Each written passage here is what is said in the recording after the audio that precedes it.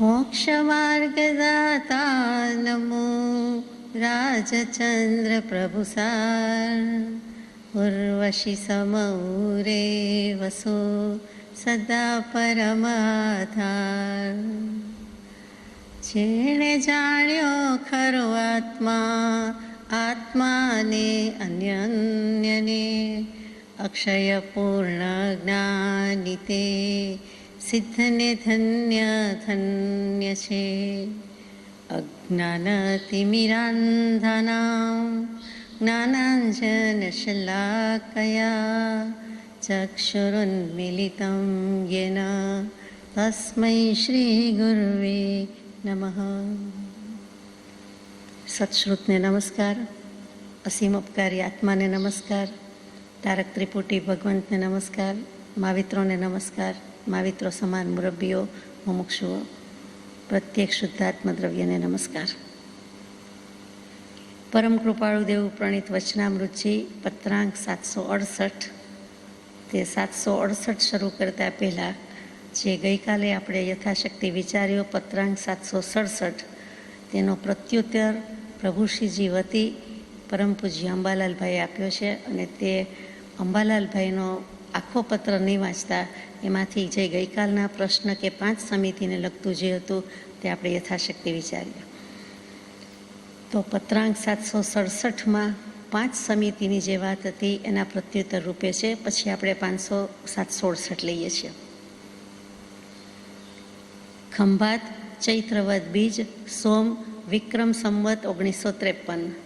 શ્રીમદ શ્રી સહજાત્મ સ્વરૂપ સ્વામીશ્રીને ત્રિકાળ નમસ્કાર. પરમ કૃપાળુ પરમ દયાવંત દેવાધિદેવ શ્રીમદ શ્રી સહજાત્મ સ્વરૂપ સ્વામીશ્રીની પરમ પવિત્ર શુભ ચરણ સેવામાં વિનંતી કે અલ્પજ્ઞ દીનદાસ છોરુ અંબાલાલના વિધિપૂર્વક નમસ્કાર પ્રાપ્ત થાય, પરમ પવિત્ર શુભ સેવામાં પ્રાપ્ત થાય.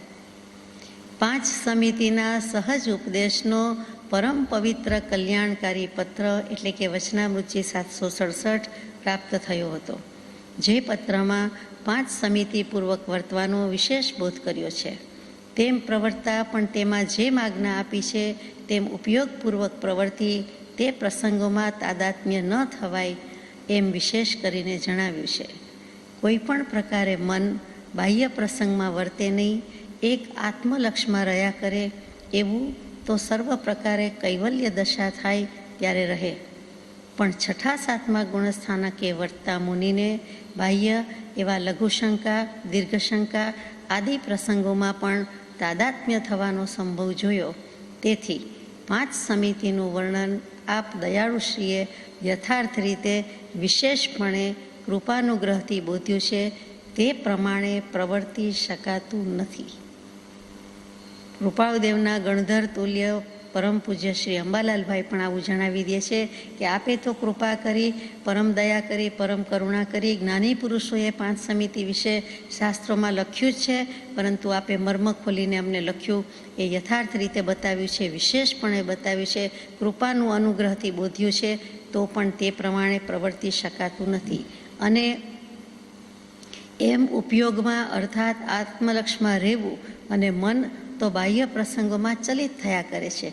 ત્યારે તેવા ઉપયોગપૂર્વક રહી શકાય તેના માટે મન એવા પદાર્થ પ્રત્યે રહ્યા કરે, ત્યાં જ પ્રવૃત્તિ કરે. એવો તે કયો પદાર્થ હશે?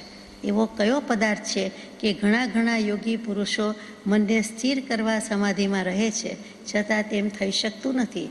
અને આપ દયાળુશ્રીએ તો સહજ સ્વભાવે તે મન ઉપયોગમાં પ્રવર્તી શકે તેવો ઉપદેશ બતાવ્યો છે. અને તે ઉપયોગમાં જીવ જો અંતર્મુહૂર્ત રહી શકે તો અનંત એવું આત્મસુખ પ્રગટે.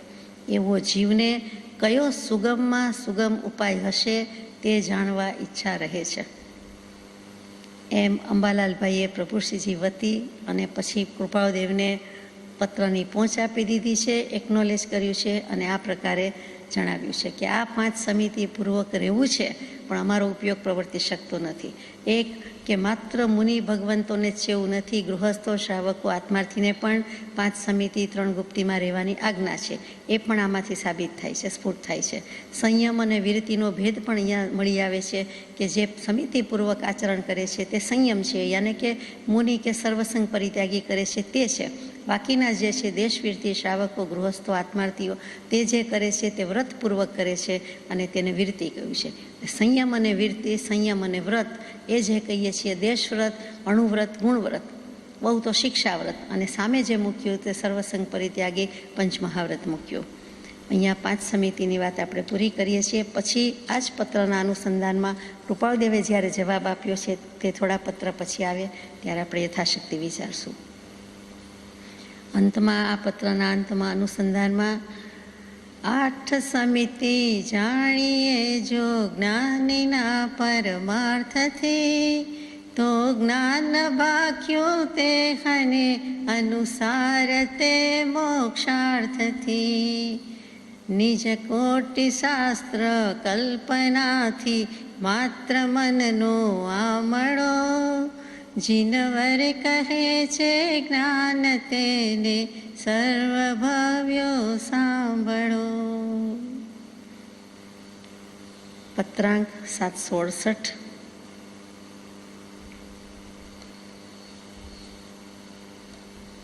ભવાણિયા, ચૈત્ર સુદ ચોથ, સોમ, વિક્રમ સંવત 1953, તારીખ 5/4/1897. શુભેચ્છાયુક્ત શ્રી કેશવલાલ પ્રત્યે શ્રી ભાવનગર.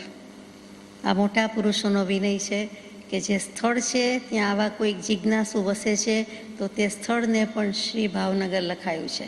એટલે કે સત્પુરુષ વસતા હોય તો તીર્થને તીર્થભૂમિ કહીએ, નગર ગામને આપણે શ્રી લગાડીએ, તેમાં નવાઈ નથી. પરંતુ અહીંયા આવા મુમુક્ષુ કે જિજ્ઞાસુ વસે છે તો પણ કૃપાળદેવે શ્રી ભાવનગર લખ્યું છે. શુભેચ્છાયુક્ત એટલે કે માર્ગ પ્રાપ્ત કરવાની, આત્મજ્ઞાનની પ્રાપ્તિની 7 ભૂમિકા છે, એમાં પેલી શુભેચ્છા ભૂમિકા પસાર કરી રહ્યા છે તે કેશવલાલભાઈ. શુભેચ્છાયુક્ત પસાર થઈ ગઈ છે. પહેલી ભૂમિકા શુભેચ્છા છે, એટલે આપણે જે શુભેચ્છા કહીએ છીએ તે નથી, પણ મોક્ષ પ્રાપ્ત કરવું છે, કલ્યાણ કરવું છે, મંગલ કરવું છે, સમ્યક દર્શન જોઈએ છે, મોક્ષ જોઈએ છે, તેવી જેને ઈચ્છા પ્રાપ્ત થઈ ગઈ છે, તત્વ જાણવાની જિજ્ઞાસા જેને થઈ છે તેવા શ્રી કેશવલાલભાઈ નથુભાઈ મૂળ લીમડીના, લીમડી જ રહેતા હતા. અને પછી વધુ પરિગ્રહ, વધુ ધન સંચય અથવા તો વધુ પ્રગતિ કરવા માટે કે ગમે તેમ ધંધાર્થે અથવા જે કંઈ હોય તે એમને લીમડી છોડીને શિફ્ટ થઈને, મૂવ થઈને ભાવનગર પ્રયાણ કર્યું. તે મનોમંથન વખતે પણ એમણે પત્ર લખ્યા છે. કોઈક પત્ર આપણે અગાઉ વાંચી ગયા છીએ, 516, 706, 722 એવા 2-4 પત્રો કેશવલાલભાઈ પરના વિચાર્યા છે. તેમાં આપણને ખ્યાલ આવે છે કે આવું કંઈક એમને હતું. અને સાથે જિજ્ઞાસા એટલે કે તત્વ જાણવાની ઈચ્છા પણ એટલી જ તીવ્ર છે. અને સત્સંગ સમાગમ મળતો નથી, પરમ કૃપાળદેવ ભાવનગર જવાની કૃપા કરતા નથી. અને કેશવલાલભાઈ કૃપાળદેવ જ્યાં બિરાજમાન હોય ત્યાં જવાની હજી પુરુષાર્થ કરી શકતા નથી. કંઈક ને કંઈક વિઘ્ન આવે છે, અંતરાય આવે છે વગેરે. તો થોડો ઘણો પત્ર વ્યવહાર છે, તેમાં આ પત્ર એના અનુસંધાનમાં છે કે આજીવિકા પૂરતો મળી રહેતું હોય, સંતોષથી વધુ થઈ શકતું હોય, વળી મોક્ષની જ ઈચ્છા હોય તો પછી વધારે કરવાની જ્ઞાની પુરુષની આજ્ઞા નથી, પોતે પણ નાખે છે. અને તેમ છતાં લીમડીથી ભાવનગર આવે છે. પછી જણાવે પણ છે કે નાનું ક્ષેત્ર હોય, નાનું ગામ હોય તો વૃત્તિ પણ અમુક રીતે જ હોય, અને મોટા પથારા, મોટા પરિગ્રહમાં ધાંધિયા જ થાય અને વાંધા જ પડે, અને મારે કરવું યોગ્ય નથી, ચિત્ત વધુ વિક્ષેપને પામ્યું છે, એવી પણ એમણે કબૂલાત કોઈક પત્રમાં કરી છે. અહીંયા આગળ જઈએ, કેટલાક પ્રશ્ન પૂછાવ્યા છે, તેનો જવાબ આપવાની કૃપાદેવે કૃપા કરી છે, તે લઈએ છીએ. કાગળ પ્રાપ્ત થયો છે, આશંકાનું સમાધાન આ પ્રમાણે છે. પત્ર વ્યવહાર ચાલે છે થોડો ઘણો, અને એમાં કૃપાળદેવે અગાઉ પણ 3-4 પત્રો લખ્યા અને હજુ પણ છે, એટલે આગળ જઈએ. અહીંયા શંકા નથી, જિજ્ઞાસા નથી, આશંકા છે. નહીં જેવી શંકા, નહીં જેવું, એટલે કે શંકા અને જિજ્ઞાસા વચ્ચેનું જે છે તેનું નામ આશંકા છે. એકેન્દ્રિય જીવને અનુકૂળ સ્પર્શાદિની પ્રિયતા અવ્યક્તપણે છે, તે મૈથુન સંજ્ઞા છે. એકેન્દ્રિય જીવ વિશેનું કેટલુંક પૂછ્યું છે કે માત્ર સેન્સ ઓફ ટચ, માત્ર એક જ ઇન્દ્રિય, માત્ર સ્પર્શથી જ અનુભવી જાણી શકીએ છે.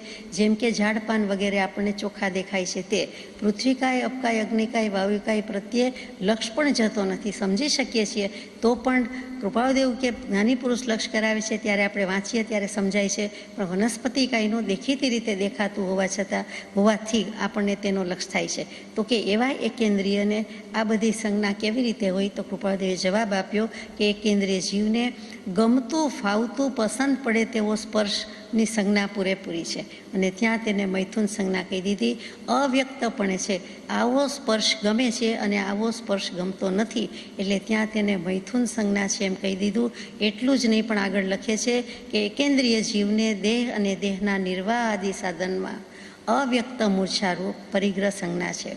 વનસ્પતિ એકેન્દ્રિય જીવમાં આ સંજ્ઞા કંઈક વિશેષ વ્યક્ત છે. એટલે કે ચારે ચાર સંજ્ઞા છે: આહાર સંજ્ઞા, ભય સંજ્ઞા, મૈથુન સંજ્ઞા, પરિગ્રહ સંજ્ઞા. પણ મૈથુન સંજ્ઞા પણ છે. અને આપણે પણ જાણીએ છીએ કે કેટલાક એકેન્દ્રિય જીવોમાં, ખાસ કરીને વનસ્પતિ સૃષ્ટિની વાત કરીએ તો સ્ત્રીના આલિંગનથી કુરુબક નામનું વૃક્ષ છે તો જ ફળે છે, બાકી ફળી શકતું નથી. એને ગમે તે કરો પણ કેટલાક મહિના કે કેટલાક વર્ષમાં કોઈક વખત કોઈક સ્ત્રી, કોઈક બેન ક્યાંક એ ઉદ્યાનમાં, વનમાં, ઉપવનમાં જ્યાં ઉગ્યું હોય ત્યાં આવે, એની બાજુમાં નીચે બેસે, એને ભેટે, આલિંગન કરે તો જ એ વૃક્ષને ફળ આવે છે, બાકી આવી શકતું નથી. એ સ્પષ્ટપણે વૈજ્ઞાનિકો સ્વીકારે છે. જીનાગમમાં વાત મૂકેલી છે. એનું નામ શાસ્ત્રોક્ત ભાષામાં કદાચ જુદું હશે, પણ જીનાગમમાં કુરુબક નામનું વૃક્ષ છે. કદાચ આ બોટનીમાં કે એમાં બધામાં નામ જુદું હોય તો બને. પછી અશોક વૃક્ષને પણ પાદ પ્રહાર કરવામાં આવે છે, પગથી લાત મારવામાં આવે છે કે નાનો મોટો સ્પર્શ કરવામાં આવે છે તો જ તે વૃક્ષ પણ વધારે વિકસે છે, ફાલે ફૂલે છે, બાકી થઈ શકતું નથી. આ અશોક વૃક્ષ તીર્થંકર દેવો, 24 તીર્થંકર દેવ કેવલ જ્ઞાન થતી વખતે અથવા તો ત્યાર પછી દેશના વખતે કોઈ વૃક્ષ નીચે બિરાજમાન હોય છે તે ચૈત્ય વૃક્ષ કહેવાય છે. તે આપણે ચૈત્ય શબ્દ વખતે કદાચ વિચાર્યું હશે. અને એ ચૈત્ય છે એ પવિત્ર છે. જેમ રાયણ વૃક્ષ નાનકડો છોડ હતો અને પરમ કૃપાળુદેવ ત્યાંથી પસાર થયેલા, તો એ છોડ માટે પણ કહેવાય છે. પછી પ્રભુશ્રીજીએ ત્યાં દેશના દીધી છે કે પવિત્ર છે અને એ પણ વહેલું મોડું મોક્ષે જવાનું જ છે. તો રાયણ વૃક્ષની વાત આવે ત્યારે ઋષભદેવ પ્રભુ યાદ આવે, અને બીજા કેટલાક વૃક્ષમાં અશોક વૃક્ષ પણ આવે છે. અશોક વૃક્ષ અને આસોપાલવ બધા એક ગણે છે, એક નથી. કોઈ રીતે એક નથી. જીનાગમથી પણ નથી અને વનસ્પતિ શાસ્ત્રથી પણ નથી. પરંતુ લોકમાન્યતા થોડી થોડી એવી થઈ છે કે અશોક વૃક્ષ શોક નહીં તે શોક રહિત, અને એટલા માટે આસોપાલવ તરીકે તોરણ બંધાય, એના પાન વપરાય વગેરે. પણ એ વસ્તુ જુદી જ છે, બંને વૃક્ષ જુદા છે. પછી એકેન્દ્રિય જીવને દેહ અને દેહના નિર્વાહી સાધનમાં પણ અવ્યક્તપણે બધી સંજ્ઞા રહેલી છે, મૂર્છા રહેલી છે. અને વનસ્પતિકાયના જીવોમાં સ્પષ્ટ દેખાય છે.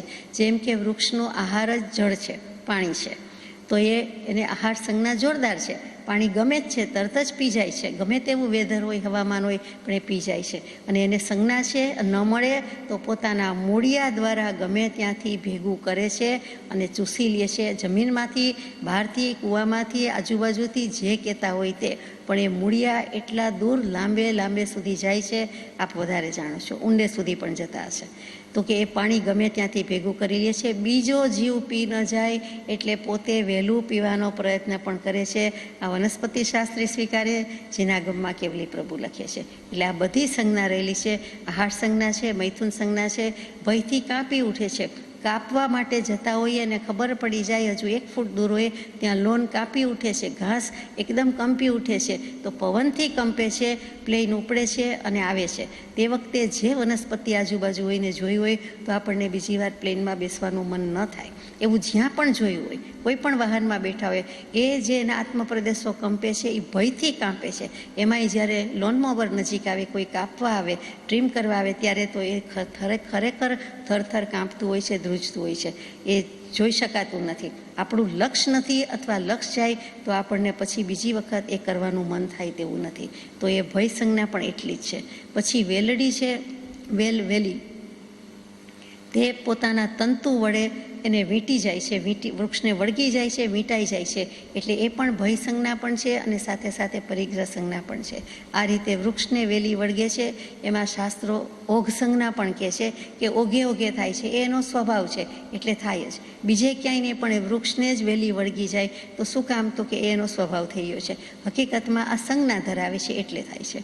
એવી રીતે કોકનદ નામનો એક કંદ આવે છે, રૂટ્સની વાત કરીએ છીએ એમાં કોકનદ નામ છે અને કોઈ કોકનંદ કહે છે, મીંડું મૂકે છે. એ જે કંદ છે એ ક્રોધથી હુંકાર કરીને જ, શબ્દ કરીને જ પછી આગળ જાય છે, પ્રગતિ થાય છે, એટલે કે વિકસે છે કે ફાલે ફૂલે છે. એ ક્રોધ વસાત ફૂંફાડો મારતો હોય એમ હુંકાર કરે છે, એ પણ આપ જાણતા હશો. પછી રુદંતી નામની વેલ છે, એનું નામ જ રુદંતી છે. એ માન એટલું બધું છે કે માન સંજ્ઞા વડે જ એ ઝરે છે અથવા તો સ્રવે છે. એમાંથી રસ નીકળતો હશે કે જે હોય તે, તો એનામાં એટલું બધું માન ભર્યું છે કે માનનો રસ ઝરે છે.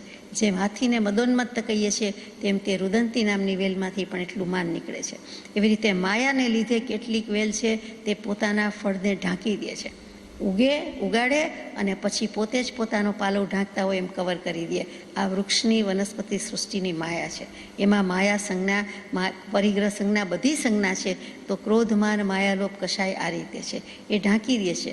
આમ પણ આપણે જાણીએ છીએ કેળ અને કંથાર મરુદેવા માતાનો જીવ, તો એ કંથારના રૂપે હોય તો બાજુમાં કેળ વૃક્ષ એમને સતત જ્યાં સુધી વૃક્ષ જીવ્યું ત્યાં સુધી કંથારને દુઃખ જ આપ્યું છે, કાંટા જ વાગ્યા છે. આ કેળ અને કંથાર, તો એ જે કેળમાં જીવમાં કે કંથારના જીવમાં, તો એ જે સૃષ્ટિમાં પણ કાંટા છે, ઉગાડવાનું છે, અને બાજુમાં ઉગી ગયા પછી જે વૃક્ષ હોય છે એને એટલું ઘસે છે, ઘસાય છે, એ પણ એની સંજ્ઞા છે. એને ખબર પડે છે બાજુમાં પણ જીવ જ છે, મારી જ્ઞાતિનું જ છે, જાતભાઈ જ છે, અને એ કાંટાથી એને ઘસે છે, ઘસાય છે. પવન આવે ને ઘસડાય છે, ચાઈને પણ દુઃખ આપે છે, એ પણ એક હકીકત છે. તો આ જે બધું બને છે તે વૃક્ષમાં પણ જીવ છે અને એને પણ આવી બધી સંજ્ઞા રહેલી છે. બિલપલાશ નામનું એક વૃક્ષ છે. છેલ્લી વાત છે એ લોભ કષાયની વાત કરે છે. અને લોભ કષાય વશાત શું કરે છે તો કે પોતાના મૂળિયા જ્યાં કોઈએ ખજાનો, ચરુ, ધન, ભંડાર દાટી દીધો હોય કે ચોરે મૂકીને રાખ્યું હોય, પહેલાં તો એ જ બેંક કહેવાતી હતી, એટલે આજે પણ કેટલાક દાટતા હોય, સંતાડતા હોય છે, તો ત્યાં એ પહોંચી જાય છે. મૂળિયા એવી રીતે પ્રસરી જાય છે કે કોઈની હિંમત થતી નથી. મૂળ ઉપર મૂળ, થરના થર બાજી જાય, એટલા જાડા પાડા મૂળિયા હોય છે કે કોઈને એમ થતું નથી કે આ આપણે કાઢી નાખવા જોઈએ કે આની નીચેથી ધન લેવું જોઈએ. એ ભલે રહ્યું એમ થાય. જેમ ઉધઈનો રાફડો કોઈ છંછેડતા નથી, કીડીના રાફડા પણ બધા લગભગ હિંમત કરતા નથી, એમ આમાં પણ કોઈ કરતું નથી એમ કહેવાય છે. તો એ બિલપલાશ નામનું વૃક્ષ છે, એની આ પરિગ્રહ સંજ્ઞા છે. અને કેટલીક વખતે પોતે ભેગું કરેલું ધન દાટ્યું હોય અને એ જીવ મરીને આવી રીતે કોઈ વનસ્પતિમાં ગયો હોય તો એ તો મૂળિયા ફેરવ્યા જ કરે. વૃક્ષનું જીવન તો તમે જાણો છો, ઘણા વૃક્ષનું આયુષ્ય તો ઘણું લાંબુ હોય છે. કોઈક વૃક્ષનું વધુમાં વધુ 10,000 વર્ષ હોય છે, એવા તો બહુ ઓછા હોય અને ક્યાંક જ હોય પણ છે. તો આ પ્રમાણે આ બધી સંજ્ઞા એમાં રહેલી છે. અને કેટલીક વખત રાત્રે કેટલાક કમળો સંકોચાઈ જાય છે, બીડાઈ જાય છે, કેટલાક રાત્રે જ ઉગે છે, વિકસે છે, કેટલાક રાત્રે જ વિકસી જાય, બીડાઈ જાય છે, સંકોચાઈ જાય છે. તો એમાં પણ એની એક ઓઘ સંજ્ઞા અને લોક સંજ્ઞા રહેલી છે. એવી જ રીતે કેટલીક વખત કેટલીક વેલેડીઓ માર્ગ શોધવા માટે વૃક્ષને જ શોધે છે અને વૃક્ષ ઉપર જ રહી જાય છે, એટલે કે વૃક્ષને વેલી વીંટળાઈ જાય છે. એ શું કામ? તો કે પોતાને ક્યાંક આગળ જવું છે, વિકાસ કરવો છે, વધવું છે, અને રસ્તો માર્ગ જડતો નથી, એટલે જે વૃક્ષ છે એને વીંટળાઈ જાય છે. ગળાની વેલ જોઈ છે, બીજી પણ વેલની આપને ખબર છે, એટલે કહેવાનું રહેતું નથી. તો આ બધી એકેન્દ્રિય કાય, એમાં પણ વનસ્પતિ કાય કૃપાળુદેવે છેલ્લે લખ્યું, કેમ કે પૂછાવ્યું છે ભાઈએ, તો વનસ્પતિ એકેન્દ્રિય જીવમાં આ સંજ્ઞા કંઈક વિશેષ વ્યક્ત દેખાય છે. પૃથ્વી કાય, અપકાય, અગ્નિકાય, વાયુકાયમાં વિચાર કરવો પડે છે તો ખરી જ, પરંતુ આપણને આનો અનુભવ વધારે સ્પષ્ટ છે. આગળ જઈએ. મતિ જ્ઞાન, શ્રુત જ્ઞાન, અવધિ જ્ઞાન, મનોપર્ય જ્ઞાન, કેવલ જ્ઞાન. મતિ જ્ઞાન, શ્રુત જ્ઞાન અને વિભંગ જ્ઞાન એ 8 જીવના ઉપયોગરૂપ હોવાથી અરૂપી કયા છે. હવે રૂપી અને અરૂપીની વાત આવે એટલે મુદ્દો બદલાય છે. બીજા પ્રશ્નનો જવાબ છે કે જ્ઞાન અને અજ્ઞાનનો ફેર શું છે, અને જ્ઞાન રૂપી કે જ્ઞાન અરૂપી, એવી બધી વાત છે.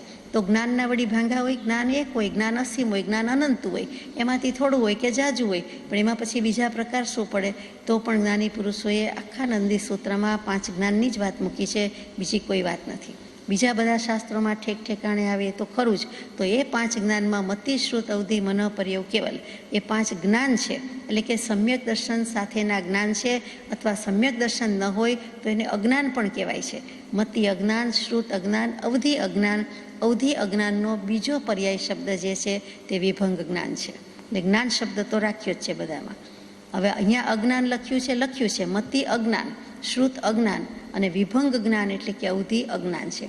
એ ભેદ ભાંગા પાડી દે છે તે વિભંગ, અખંડ રહેવા દેતું નથી અને સ્પષ્ટ નથી અને સમ્યક દર્શન સહિત નથી, માટે તે અવધિ જ્ઞાનને જ વિભંગ જ્ઞાન કહેવાય છે. તો 5 જ્ઞાન અને 3 અજ્ઞાન આઠેયને સાથે લીધા છે, એટલે આપણે પણ સાથે જ લેવાનું છે કે આઠેય જીવનો ઉપયોગ છે. સમ્યક દર્શન નથી તો જીવનો ઉપયોગ ખોટો છે, ખરાબ છે એમ કહેવાની બદલે એમ કહેવાય કે મતિ અજ્ઞાન ઉપયોગ વર્તે છે, અવધિ અજ્ઞાન ઉપયોગ વર્તે છે, એટલે કે અવધિ જ્ઞાન નથી, અથવા અવધિ જ્ઞાન છે, અવધિ જ્ઞાન ઉપયોગ વર્તે છે. શું કામ? સમ્યક દર્શન નથી પરંતુ અવધિ જ્ઞાન છે એવું પણ બની શકે. એટલા માટે આ પ્રમાણે જ્ઞાની પુરુષોએ ચોખવટ કરી છે. તો પહેલાં જ પ્રશ્ન થાય કે જ્ઞાન એટલે શું? આપણે તો સમજી ગયા, વિચારી ગયા, આપણો સ્વભાવ જ જ્ઞાન સ્વભાવ છે, તેમ છતાં આપણે જ્ઞાન નથી જાણતા. તો કે જ્ઞા ક્રિયાપદ છે, ધાતુ છે સંસ્કૃતમાં, એટલે જ્ઞા એટલે જાણવું. જ્ઞાન ગુણ છે. આત્માના અનંત ગુણમાં જ્ઞાન મુખ્યમાં મુખ્ય, પ્રધાનમાં પ્રધાન, ગુણનો રાજા છે. એટલે કે મુખ્ય અને પ્રધાનમાં બધું આવી ગયું. એ જ્ઞાન ગુણ નથી તો કાંઈ નથી. એટલે જ્ઞાન મુખ્ય ગુણ છે. સાથે સાથે જ્ઞાન ગુણની પર્યાય પણ છે, જેથી આપણે દર્શન ઉપયોગ અને જ્ઞાન ઉપયોગ કહીએ છીએ. જ્ઞાન ગુણ છે, દર્શન ગુણ છે અને સાથે સાથે એની પર્યાય પરિણમી રહ્યા છે, એટલે એને પર્યાય પણ છે. એટલે જ્ઞાન ગુણ થયો, જ્ઞાન મુખ્ય ગુણ થયો, જ્ઞાન પર્યાય થયું. જ્યાં જ્ઞાતા છે એટલે કે જ્ઞાન જ્ઞાતા છે, જાણનારો પણ જ્ઞાની પોતે જ છે, એટલે જ્ઞાનને જ્ઞાતા પણ કહેવાય, જ્ઞાનને જ્ઞેય પણ કહેવાય કે એક જગ્યાએથી બીજી જગ્યાએ, એક વસ્તુથી બીજી વસ્તુ તરફ દૃષ્ટિ કરે છે, વિચારે છે, જુએ છે. એટલે જ્ઞેય પણ બદલાય છે, એટલે જ્ઞાન પણ બદલાય છે. એટલે કે જ્ઞાનને જ્ઞેય કહી દીધું, જ્ઞાનને જ્ઞાતા કહી દીધું. એટલું જ નહીં પણ જ્ઞાનને જાણન ક્રિયા હોવાથી જ્ઞાતૃ ક્રિયા પણ કહી દીધી.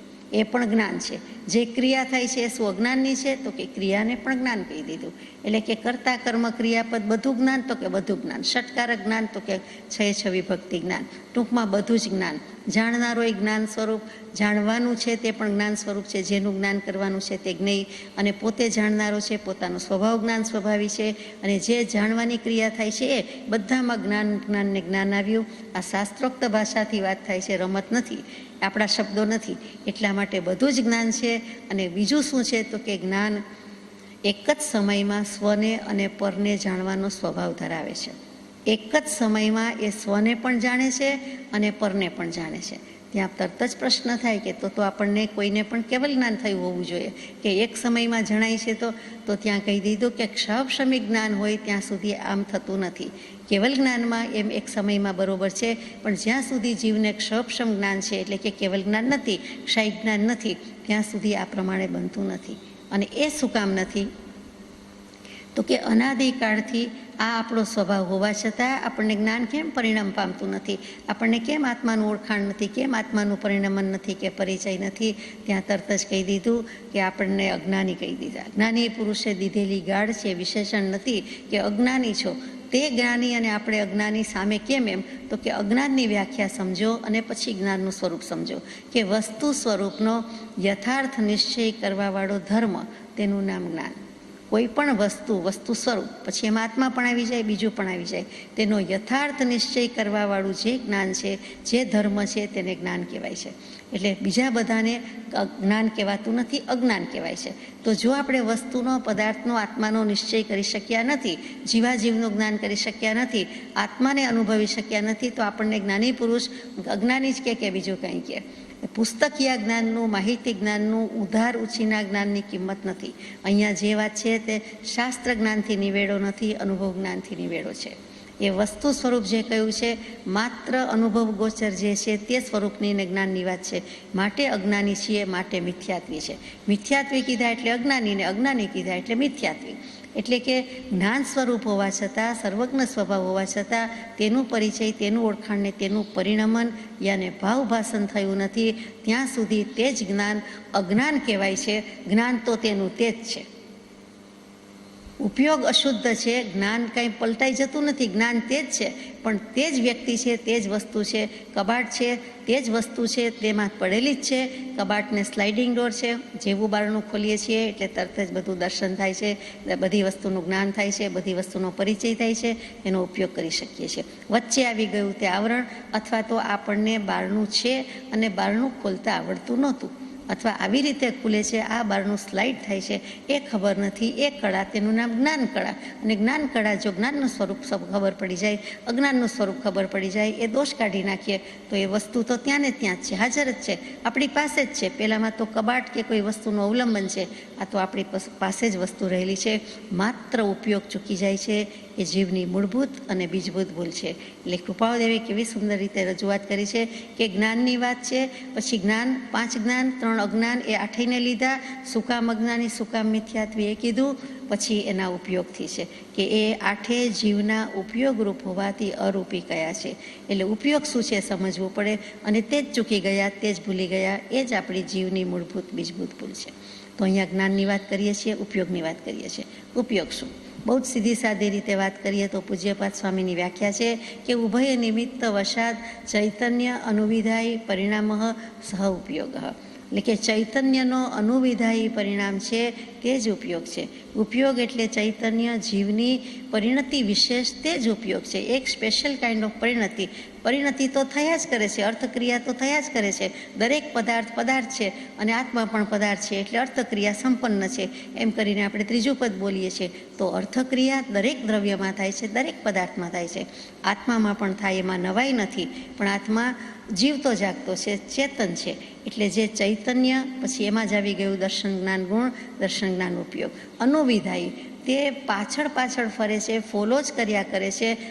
પાછળ, અને વિધાયી પોઝિટિવલી, એ જ્યાં પાછળ જાય છે, પાછળ ફરે છે, કાંઈ પણ જાણે છે, ગાય છે, બોલે છે, સાંભળે છે, કોઈ પણ ક્રિયા કરે છે, કાંઈ પણ જુએ છે, કરે છે, તો ઉપયોગ વિના તો થતું નથી.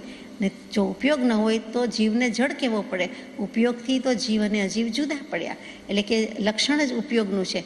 એટલે ત્યાં દર્શન ઉપયોગ અને જ્ઞાન ઉપયોગની વાત આવી. જીવ પોતે અરૂપી છે, એટલા માટે આઠે આઠ ઉપયોગને પણ અરૂપી કયા છે. મુદ્દો ત્યાં છે. ઉપયોગ આને કીધો, ચૈતન્યની પરિણતિ વિશેષ, જેના વડે પદાર્થનો કંઈક બોધ થાય, જાગૃતિ થાય, વિશેષ પ્રકારે જ્ઞાન મળે, બોધ મળે, તેનું નામ ઉપયોગ. પદાર્થનો બોધ થાય તેનું નામ ઉપયોગ. કોના વડે? જેના વડે. એટલે ઉપયોગ જેવી કાંઈક વસ્તુ છે કે જેથી આપણને આ ટેબલ છે, આ ખુરશી છે, આ ફર્નિચર છે, આ કબાટ છે, આ શાસ્ત્ર છે, એમ ખબર પડે છે. આપણને એમ થાય કે આપણે જાણ્યું છે, પણ જાણ્યું શેના વડે?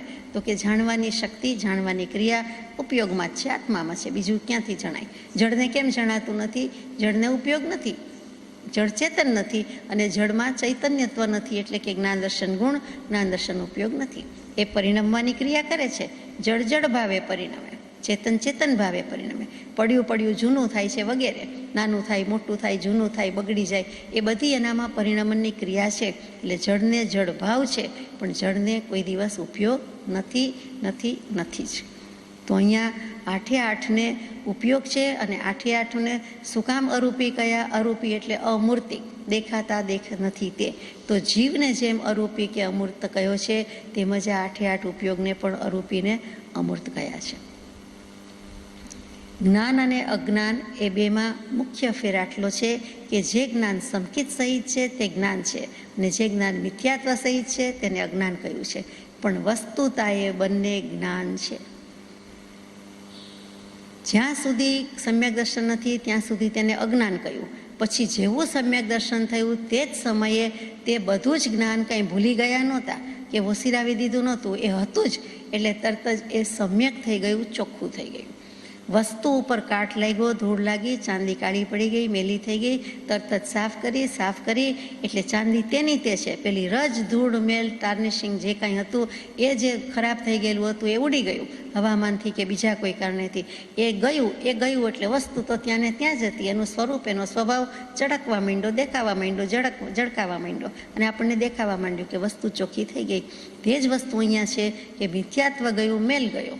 રાગ દ્વેષ રૂપી ભાવમળ અથવા તો રાગ દ્વેષ અજ્ઞાન એ મુખ્ય કર્મની ગ્રંથ, એ મિથ્યાત્વ ગયું નથી કે તરત જ સમ્યક્ત્વ થયું એટલે તરત જ શું થયું? જે આજ સુધીનું જાણેલું સઘળું આપણને જ્ઞાન લાગતું હતું અને ભગવાન એને અજ્ઞાન કહેતા હતા, એ તરત જ જ્ઞાનની પંગતમાં બેસી ગયું. તે જ વ્યક્તિ તે જ બાજુ પણ તરત જ ટર્ન મારી દીધો, એટલે કે ગાડી આગળ જતી હોય ને પાછળ લઈ લઈએ એટલે તરત જ 3 પોઈન્ટ ટર્ન આવે અથવા અમુક રીતે લેવાનું આવે, રિવર્સમાં જાય. આ બધું શું છે તો કે દિશા ભૂલાઈ જાય તેવું. એક દિશામાંથી તરત જ બીજી દિશામાં, અવળી દિશામાં. નકામું હતું તે સાચું થઈ ગયું, ખોટું હતું તે સાચું થઈ ગયું, ખરાબ હતું તે સારું થઈ ગયું, મિથ્યાનું સમ્યક થઈ ગયું. એટલે જ કૃપાળદેવે પત્રમાં લખ્યું હશે 839માં કે અનંતકાળથી જે જ્ઞાન ભવહેતુરૂપ થતું હતું તેને સમય માત્રમાં જાત્યંતર કરી ભવ નિવૃત્તિ રૂપ કર્યું તે કલ્યાણ મૂર્તિ સમ્યક દર્શનને નમસ્કાર. એટલે આ અજ્ઞાન અને જ્ઞાનનો ડિફરન્સ પણ કૃપાળદેવે હદ કરી દીધી, બહુ સ્પષ્ટ લખી દીધું સ્યાદવાદ હોવા છતાં કે વસ્તુતા એ બંને જ્ઞાન છે. જે જાણ કરવાનું હતું એ તો હતું જ, આત્માએ જ જાણ્યું હતું, આત્માનો જ જ્ઞાન સ્વભાવ. એટલે જે કંઈ જાણ્યું હતું એ ખોટું. આપણે સાપને સાપ કહીએ, પોપટને પોપટ કહીએ, હાથીને હાથી કહીએ, માણસને માણસ કહીએ તો જ્ઞાન જ છે ને, ખોટું થોડું છે. સાપને સાપ કહીએ, દોરડાને દોરડું કહીએ, ટેબલને ટેબલ, ફર્નિચરને ફર્નિચર, ખુરશીને ખુરશી, તો એ ખોટું થોડું છે. પણ સમ્યક દૃષ્ટિનું કદાચ ખોટું બોલી જાય તો પણ એ સાચું ગણાય છે, અને મિથ્યા દૃષ્ટિનું 100% સાચું હોય તો પણ તે અજ્ઞાન કહેવાય છે. કેમ કે એણે જાણેલું ખોટું નથી, જાણ્યું તે જ્ઞાન તો છે જ, જાણવાની ક્રિયા થઈ, જાણેલો પદાર્થ સાચો છે અને સાબિત પણ થાય છે, એટલે પોતે જ્ઞાન ધરાવે છે, જ્ઞાન સ્વભાવ છે.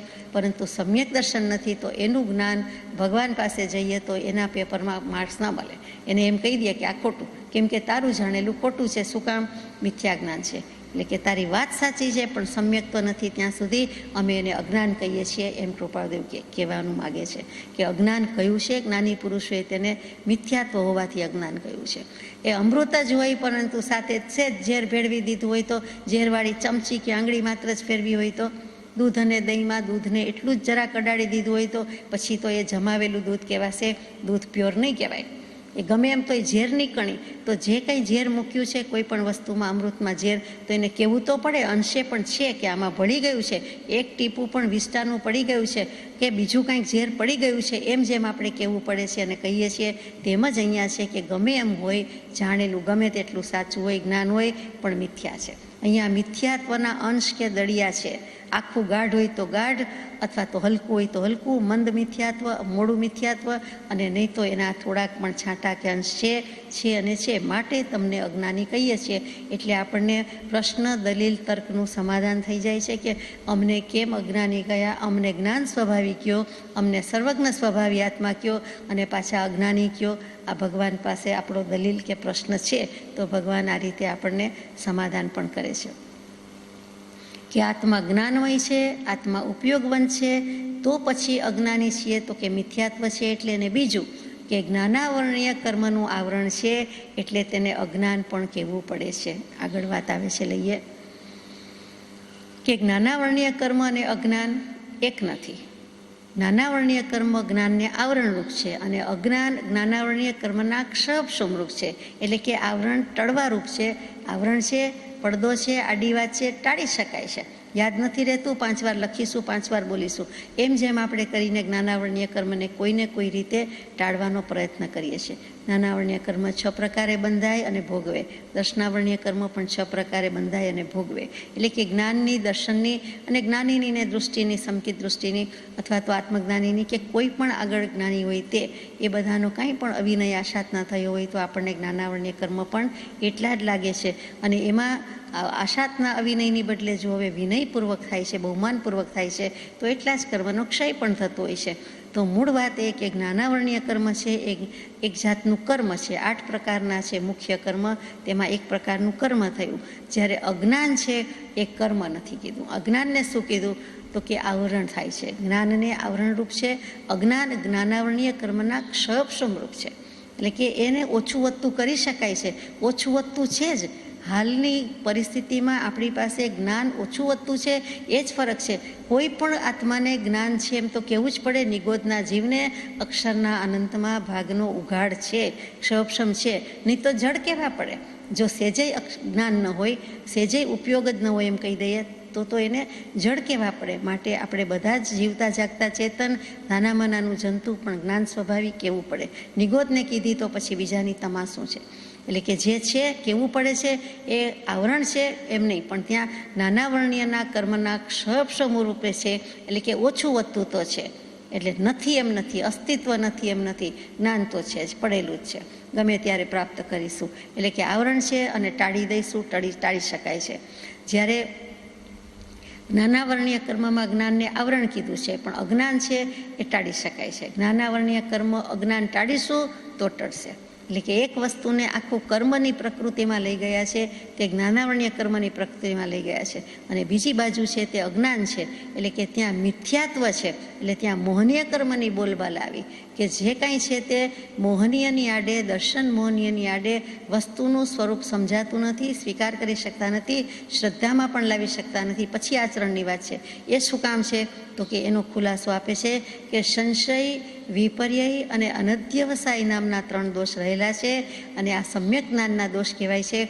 જે દોષ રહેલા છે, દોષનો અભાવ નથી, પણ દોષનો સદ્ભાવ છે, દોષ હાજર છે, હાજરા હજુર છે, એટલે આપણને અજ્ઞાની અને મિથ્યા દૃષ્ટિ કીધા છે.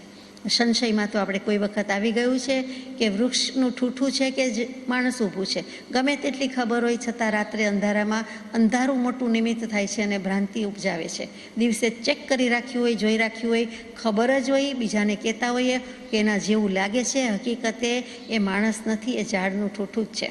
એમ જે નિર્ણય થઈ ગયો છે, પણ અંધારાને કારણે કે ગમે તેમ એ વખતે આપણને સંશય નામનો દોષ રહે છે. એવી જ આત્માની વાતમાં ગમે તેટલું કહીએ, બોલીએ, ગાઈએ, પરંતુ એમ થાય કે ખરેખર એવો કોઈ પદાર્થ છે અથવા ખરેખર એવું કાંઈ છે, એ કેમ દેખાતું હશે? શું દેખાય જ નહીં? આત્મા અનુભવવાની જ ચીજ છે, એમ નહીં જેવી, નજીવી અથવા નાની મોટી શંકાર્ય છે તે સંશય છે. પહેલું તો આત્માને મોક્ષ જેવું કાંઈ છે ને હોય એની જ ઘણાને શંકા છે. ત્યાર પછી આગળ જતાં નાની નાની શંકા રહ્યા કરે છે, અને છેવટે વ્યવહાર સંકેત હોય પણ નિશ્ચય સમ્યક દર્શન, એટલે કે આત્માનો અનુભવ આ જ કહેવાય કે કેમ, અથવા આ જ આત્મા અનુભવ્યો કહેવાય કે કેમ, એનો નિર્ણય થતો નથી, એનો નિર્ધાર થતો નથી, કાં ભૂલવાળો થાય છે. તો ત્યાં પણ એને સંશય છે, સંશય નામનો દોષ છે, ત્યાં સુધી લઈ ગયા છે. પછી વિપર્યાય અથવા વિપર્યસ બુદ્ધિ કે વિપર્યય દોષ છે. એ કયો દોષ છે? તો આપણે જાણીએ છીએ છીપમાં ચાંદી દેખાય છે, નથી છતાં છે તેવું દેખાય છે, એ વિપર્યય દોષ છે. એટલે એ પણ આપણે કોઈ વાર વિચાર્યું છે. હવે એ જ્ઞાન થાય તો આ દોષ રહેતા નથી. પછી અનધ્યવસાય દોષ છે. અનધ્યવસાય દોષ એટલે પગમાં કંઈક વાગે અને એમ થાય કાંઈક વાગી ગયું છે, ક્યારે વાગ્યું, શું વાગ્યું, કાંઈ ખબર નથી, અને એવો લગભગને અનુભવ ક્યારેક તો થતો જ હોય છે.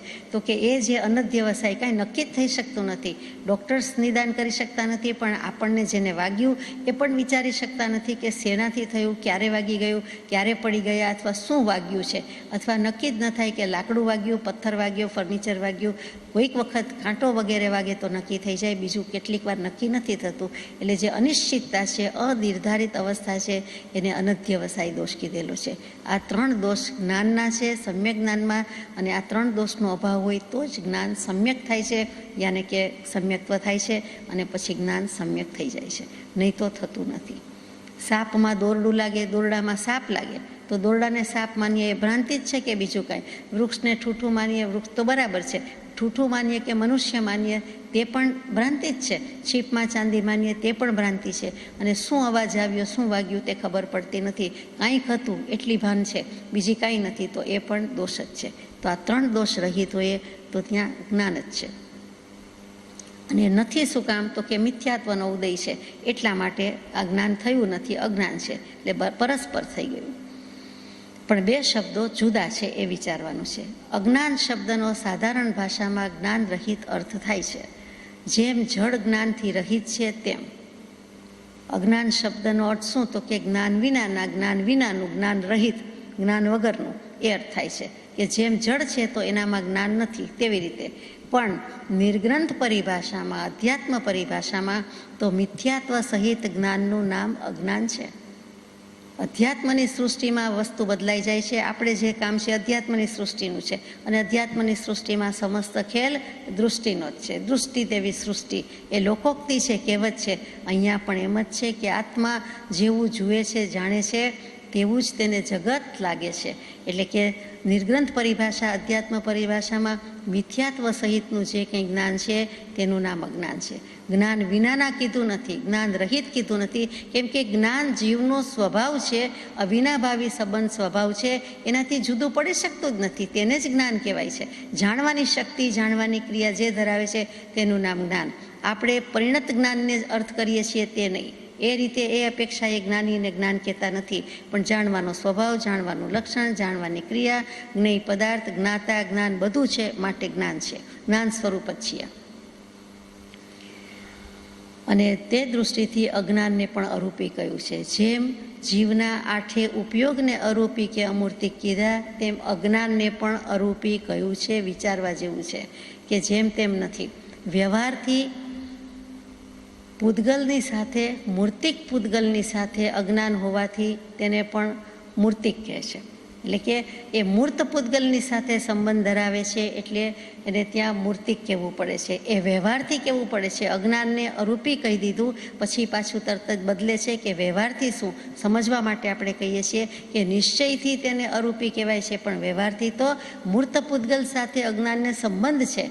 આ વસ્તુ છે, જળ છે, એની સાથેનો સંબંધ છે કે આ પાનું છે, આ કાગળ છે, આ વાસણ છે, એ બધી જળ વસ્તુ સાથેનો સંબંધ છે અને એના વિશેનું જ્ઞાન છે, એના સંબંધીનું જ્ઞાન છે. એ વસ્તુ મૂર્ત છે, વર્ણ, ગંધ, રસ, સ્પર્શવંતી અને કેટલીક વખતે શબ્દ સાથેની છે. એ જે પૂતગલ છે તો એ જ્ઞાન છે. પૂતગલનું જે છે તે મૂર્ત છે, એટલા માટે જ્ઞાનને પણ ત્યાં મૂર્ત કીધું, અજ્ઞાનને મૂર્ત કીધું, અરૂપી કીધું, બંને કીધા. અરૂપી સિદ્ધાંતે કહી દીધું, અધ્યાત્મમાં અજ્ઞાનને અરૂપી કહ્યું છે, એમ આપણે વાંચ્યું અને એમ જ છે. પરંતુ વ્યવહારથી આપણે મૂલવીએ છીએ કે મૂર્તિક પૂતગલની સાથે હોવાથી તેને પણ આ પ્રમાણે કહેવાય છે.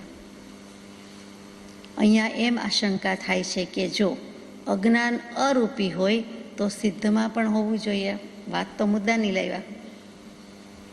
કૃપાળુદેવે જ આશંકા કરી હોવી જોઈએ કે એમ આશંકા થાય કે જો અજ્ઞાન અરૂપી હોય તો સિદ્ધમાં પણ હોવું જોઈએ. સિદ્ધ ભગવંતને અરૂપી કહીએ છીએ માટે, તો કે નિરંજન નિરાકાર સ્વરૂપ છે માટે. તો તેનું સમાધાન આ પ્રમાણે છે કે મિથ્યાત્વ સહિત જ્ઞાનનું નામ અજ્ઞાન છે, તેમાંથી મિથ્યાત્વ જતાં બાકી રહે છે તે જ્ઞાન, અને તે જ્ઞાન સંપૂર્ણ શુદ્ધતા સહિત સિદ્ધ ભગવંતમાં વર્તે છે. સિદ્ધનું જ્ઞાન, કેવલ જ્ઞાનીનું જ્ઞાન અને સમ્યક દૃષ્ટિનું જ્ઞાન મિથ્યાત્વ રહિત છે. બાદ બાકી આવી ગણિત શીખવાડી દીધું. એટલે કે મિથ્યાત્વ તો ગયું છે, અજ્ઞાનને બદલે જ્ઞાન છે. મિથ્યાત્વ ગયું છે તો મિથ્યાત્વ રહિત છે, એટલે એની પાસે તો જ્ઞાનને જ્ઞાન જ હોય, એમની પાસે અજ્ઞાન ટકે જ નહીં. જો આ સંસારમાં મિથ્યાત્વી પાસે ટકે છે, સમ્યક દૃષ્ટિ પાસે એક ટકતું નથી મિથ્યાત્વ. એ ગયું ત્યારે તો આપણે સમ્યક દૃષ્ટિ કહીએ છીએ, અને કેવલ જ્ઞાન, બીજા બધા જ્ઞાન ગયા ત્યારે તો કેવલ જ્ઞાન કહીએ છીએ કે nothing but knowledge, full of knowledge, તે કેવલ જ્ઞાન કહીએ. તો પછી આ કેવળની જ સ્વભાવનું જ્ઞાન ધરાવે, કેવલી થયા હોય, સહયોગી અયોગી જીન, પછી સિદ્ધ થાય. આઠે આઠ કર્મનો સંપૂર્ણ સર્વથા ક્ષય કર્યો હોય, ત્યાં કૃત્સ્નમ શબ્દ છે, કૃત્સ્નમ કર્મ ક્ષય, એનું નામ મોક્ષ છે. કે બધા જ કર્મો અને એનો સંપૂર્ણ ક્ષય, ત્યારે મોક્ષ. તો એ સિદ્ધ થયા. તો હવે સિદ્ધના જ્ઞાનમાં, કેવલ જ્ઞાનીના જ્ઞાનમાં અને સમ્યક દૃષ્ટિના જ્ઞાનમાં જ્ઞાન જ છે, મિથ્યાત્વ નથી, એટલે અજ્ઞાન નથી. એ મિથ્યાત્વ રહિત છે એમ તો કહેવું જ પડે. તો મિથ્યાત્વ શું છે? તો કે મિથ્યાત્વ જીવને ભ્રાંતિ રૂપે છે. તે ભ્રાંતિ યથાર્થ સમજાતા નિવૃત્ત થઈ શકવા યોગ્ય છે. મિથ્યાત્વ દિશા ભ્રમરૂપ છે. અહીંયા આ પત્ર હમણાં પૂરો થાય છે કે મિથ્યાત્વ જીવને ભ્રાંતિરૂપ છે.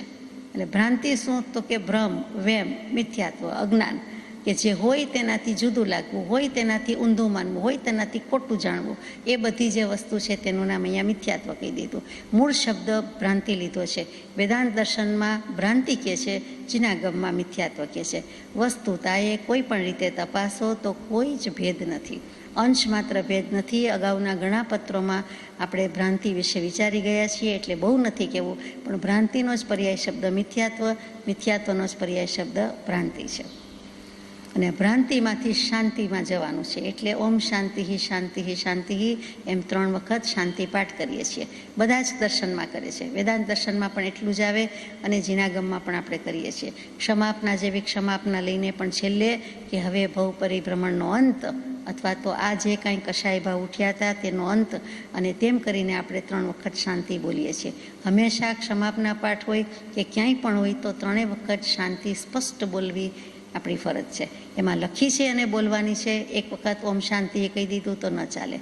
ઓમ શાંતિ, ઓમ શાંતિ, શાંતિ 3 વખત. અને શાંતિ છે એટલે હી આવે, અને નમઃ હોય તો નમઃ આવે.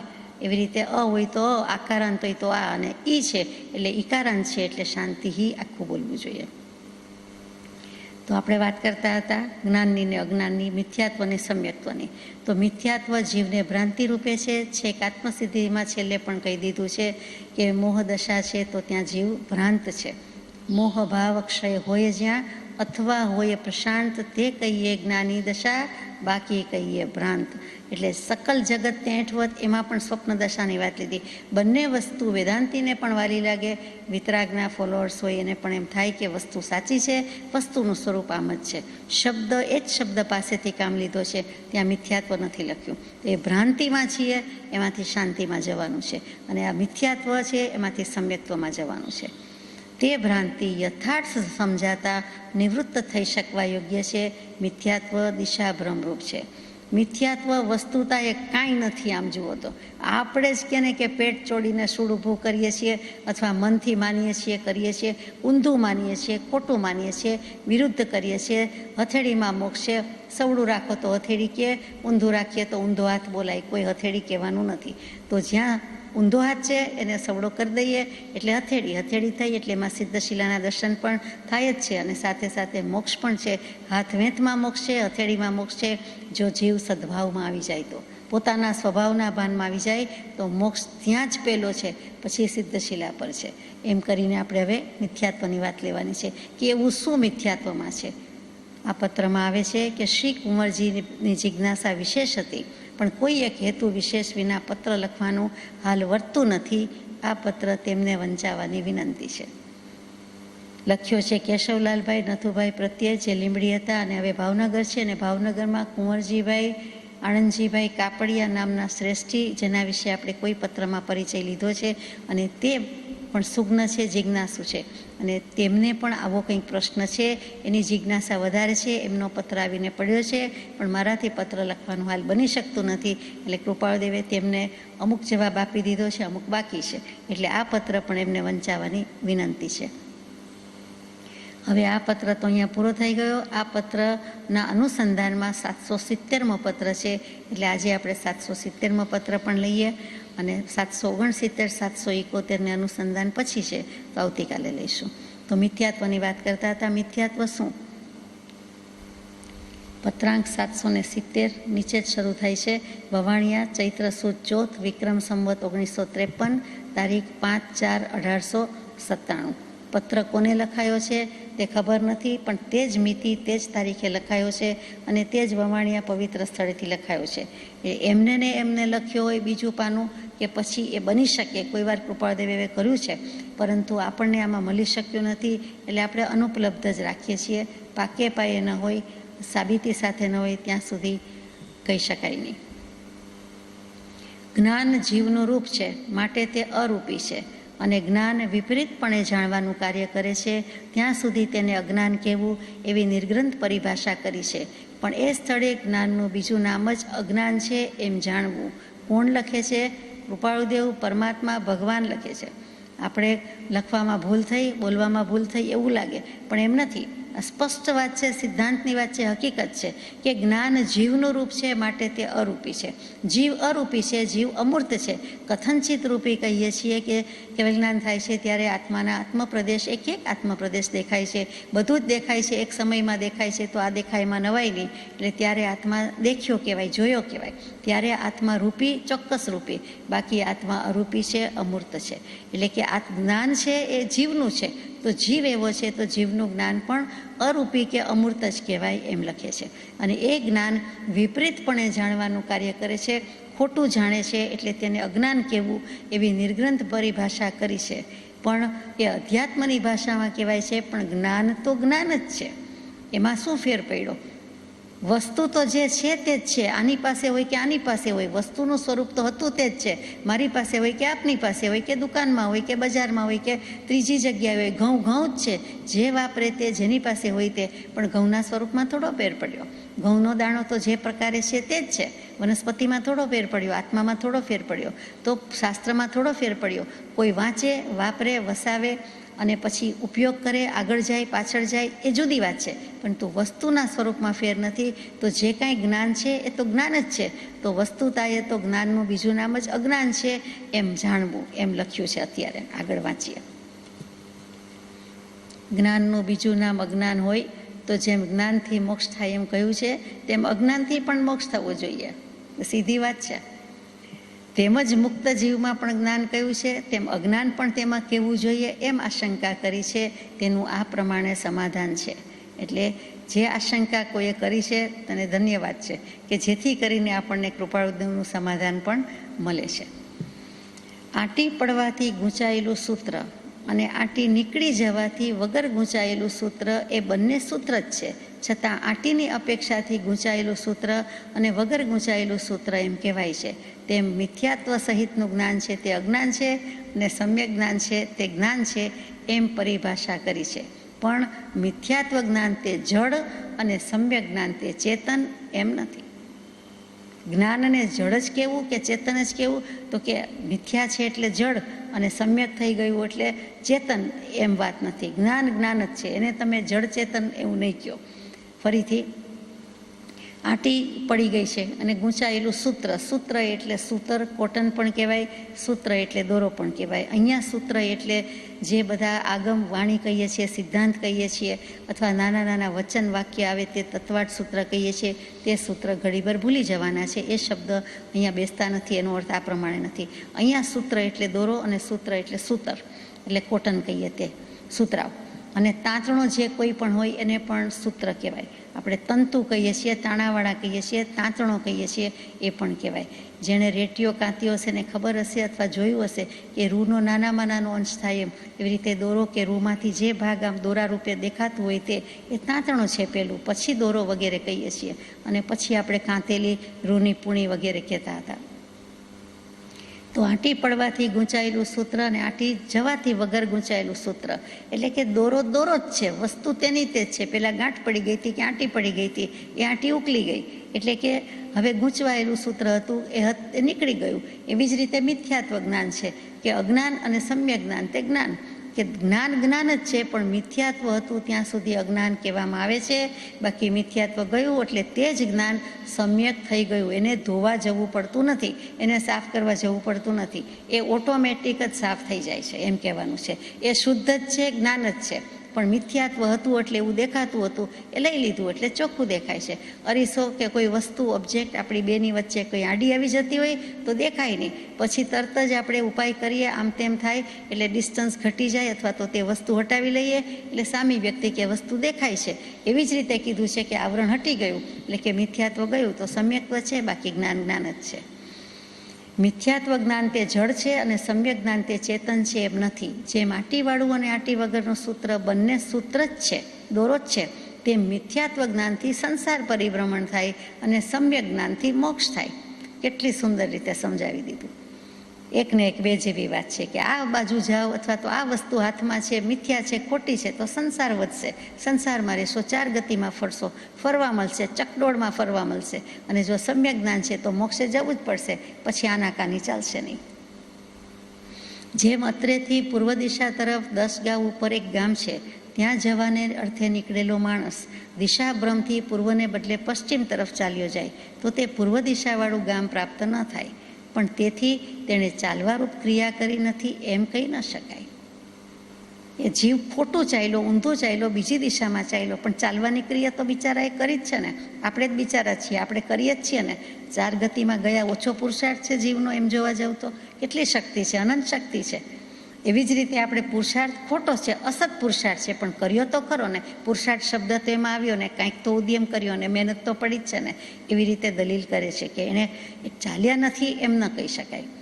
તેવી જ રીતે દેહને આત્મા જુદા, છતાં દેહને આત્મા એક જાણ્યા છે તે જીવ દેહ બુદ્ધિએ કરી સંસાર પરિભ્રમણ કરે છે, પણ તેથી તેણે જાણવારૂપ કાર્ય કર્યું નથી એમ ન કહી શકાય. જાણ કરવાનો તો એનો સ્વભાવ જ છે, તો એ કેવી રીતે મૂકી શકે? એટલે જાણ્યું તો ખરું જ છે. પૂર્વથી પશ્ચિમમાં ચાલ્યો છે એ પૂર્વને પશ્ચિમ માનવારૂપ જેમ ભ્રમ છે. પૂર્વ દિશા તો જ્યાં છે ત્યાં જ છે, અને લોકો જ્યાં માને છે ત્યાં જ માને છે. કંઈ કંપાસવાળા ખોટું કહેતા નથી, પરંતુ આ માનનારો ખોટો છે, એટલે પૂર્વની બદલે પશ્ચિમમાં ગયો. તેમ દેહને આત્મા એક માનવામાં પણ જાણવારૂપ સ્વભાવ છે.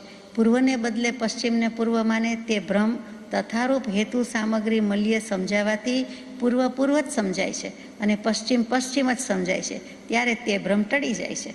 જ્યારે ક્યારે થાય છે? તો કે ભ્રમ ક્યારે ટળે છે? આપણને એમાં રસ છે, એટલે કે તથારૂપ હેતુ સામગ્રી મૂલ્ય, તેને જોઈતા સાધન સામગ્રી મળી ગયા એટલે એ સમજી જાય છે કે હવે આ પૂર્વ દિશા હતી, આ પશ્ચિમ દિશા હતી. કોઈ બાજુમાં નીકળવું હોય ને પસાર થતું હોય, એણે પણ કહ્યું હોય કે આ પૂર્વ દિશા છે, તારે ક્યાં જવું છે? આ પશ્ચિમ દિશા છે. એટલે કોઈના કહેવાથી પણ સમજી જાય, અથવા તો કાંઈ રસ્તામાં બોર્ડ આવે ને સમજી જાય, કંઈક પણ સાધન સામગ્રી મળ્યા છે, અથવા તો જ્ઞાન થાય કે આ દિશામાં તો નથી, બીજી દિશા હોવી જોઈએ, એમ પછી થાકીને હારીને અંતે જાય. કોઈક રીતે એને તથારૂપ હેતુ સામગ્રી મળે છે, સાચું સમજાય છે અને સાચી દિશામાં જાય છે. તેમ દેહ અને આત્માને એક માનેલ છે તે સદગુરુ ઉપદેશાદી સામગ્રી મળીએ બંને જુદા છે એમ યથાર્થ સમજાય છે. ત્યારે ભ્રમ ટળી જઈ આત્મા પ્રત્યે જ્ઞાન ઉપયોગ પરિણમે છે. સિદ્ધાંત સ્થાપી દીધો કૃપાળદેવે કે દર્શન ઉપયોગ ગમે તેવો હોય, ગમે તેમ હોય, પણ જ્ઞાન ઉપયોગમાં જ આવી કેટલીક વિધિ પરિણમન થાય છે. લબ્ધિ પ્રગટે તે પણ જ્ઞાન ઉપયોગ હાજર જ હોય છે, અને આવું કાંઈ સમ્યક દર્શન થાય છે તો પણ જ્ઞાન ઉપયોગ, અરે કેવલ જ્ઞાન હોય ત્યારે પણ થાય, ત્યારે પણ જ્ઞાન ઉપયોગ જોઈએ છે. એટલે ત્યાં જ્ઞાન ઉપયોગનું મહાત્મ્ય વધી જાય છે. જાણ કરવાનો એનો નિરંતરનો સ્વભાવ છે, એ સ્વભાવ તો એ છોડી શકે એમ છે જ નહીં. એટલે જ્યારે આ પરિણતિ થાય, આ પરિણમન થાય, ત્યારે પણ એનો જ્ઞાન ઉપયોગ તો ત્યાં જ છે. પણ કેવી રીતે પરિણમે છે? એનો ભ્રમ ટળી જાય છે અને આત્મા પ્રત્યે આવી જાય છે. અહીંયા તથારપ હેતુ સાધન સામગ્રી કોને કીધા? તો કે છે દેહાદિથી ભિન્ન આત્મારે ઉપયોગી સદા અવિનાશ, એમ જાણે સદગુરુ ઉપદેશથી રે કહ્યું જ્ઞાન તેનું નામ ખાસ. જાતે વાંચી લીધું કે અથવા તો ગમે તેણે કહી દીધું તો એમ નહીં. દેહને આત્મા જુદા છે તો જાતે વાંચી લઈએ. કેટલાય આપણને કહીએ, કદાચ સ્કૂલ કોલેજના એજ્યુકેશનમાં કદાચ આવે, ક્યાંય બીજે પાઠશાળા જૈન શાળામાં આવે, તો તેથી કંઈ આપણને વિવેક થઈ જાય એમ નથી. એમ જાણે સદગુરુ ઉપદેશથી રે કયું જ્ઞાન તેનું નામ ખાસ. એ ખાસ જ્ઞાન કયું છે? તો કે આ ખાસ જ્ઞાન છે, આ મૂળ જ્ઞાન છે. આ પરિણતિ નથી થઈ હોતી તો છેક 14 પૂર્વધારીની ગોદમાં જઈને પડે છે, અથવા તો અંશે ન્યૂન એવું જ્ઞાન ધરાવે છે અને પ્રમાદ વશાત પડી જાય છે. તો એ અંશે ન્યૂન એટલે શું? થોડાક પાના પેરેગ્રાફ બાકી રહી ગયા? એવું નથી. મૂળ વસ્તુ, મૂળ જ્ઞાનની ખામી રહી ગઈ. મૂળ વસ્તુ માયલો જ જાણ્યો નહીં અને એથી એને પડવાનો વખત આવ્યો. એવું જ્ઞાન શું કામનું? એ શાસ્ત્ર જ્ઞાન, પૂર્વનું જ્ઞાન ગમે તેટલું હોય, પરંતુ પોતાના આત્માનું જ જ્ઞાન ન થયું. એટલે એવું પણ બને છે, મિથ્યાત્વીને અભવી નવ પૂર્વ ભણી જાય છતાં જ્ઞાન તો નથી જ. માટે કૃપાળદેવે કૃપા કરીને પદ લખ્યું કે જ્ઞાન માર્ગ શું? જ્ઞાન કોને કહો છો? ચિન્હવર કહે છે જ્ઞાન તેને સર્વભવ્યો સાંભળો. એમાં બે વસ્તુ ઘણી અગત્યની આવી. જ્ઞાન કેવળથી કળો, જ્ઞાન જ્ઞાનીમાં કળો. તો સદગુરુના ઉપદેશનું મહાત્મ્ય આવ્યું. એવી જ રીતે આત્મસિદ્ધિજીમાં પણ છેલ્લે શું મૂક્યું? સદગુરુના ઉપદેશથી આવ્યું અપૂર્વ ભાન, નિજ પદ નિજ માહી લયું, દૂર થયું અજ્ઞાન.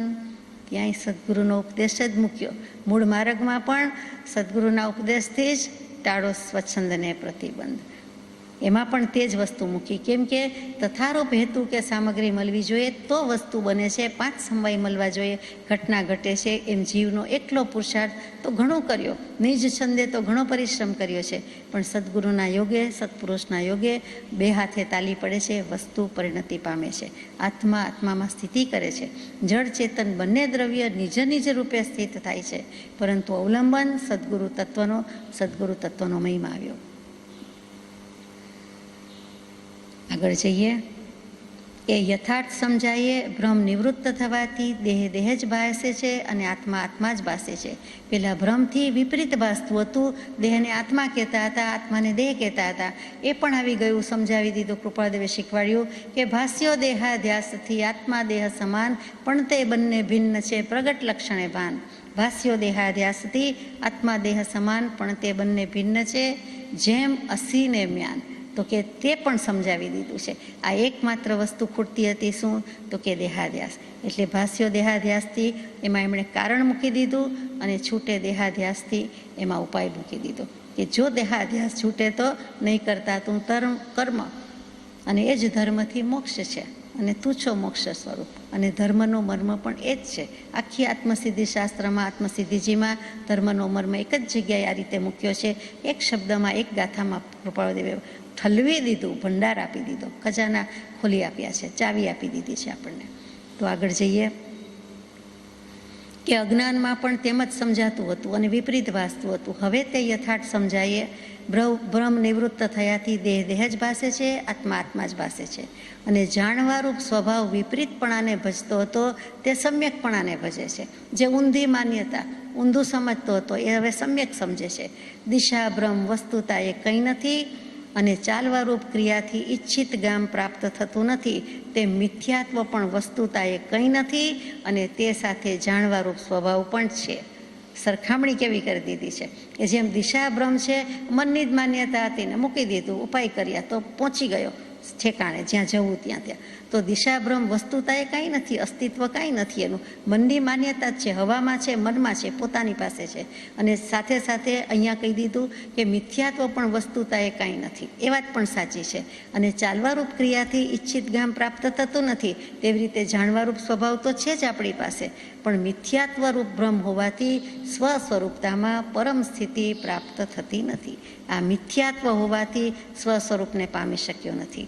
દિશાભ્રમ ટળિયેથી ઈચ્છિત ગામ તરફ વળતા પછી મિથ્યાત્વ પણ નાશ પામે છે અને સ્વ સ્વરૂપ શુદ્ધ જ્ઞાનાત્મક પદમાં સ્થિતિ થઈ શકે, એમાં કંઈ સંદેહનું ઠેકાણું નથી. એટલે કે શંકાને ઠરવાનું રહેતું જ નથી. જે રખડાવે છે તે એક મિથ્યાત્વ છે.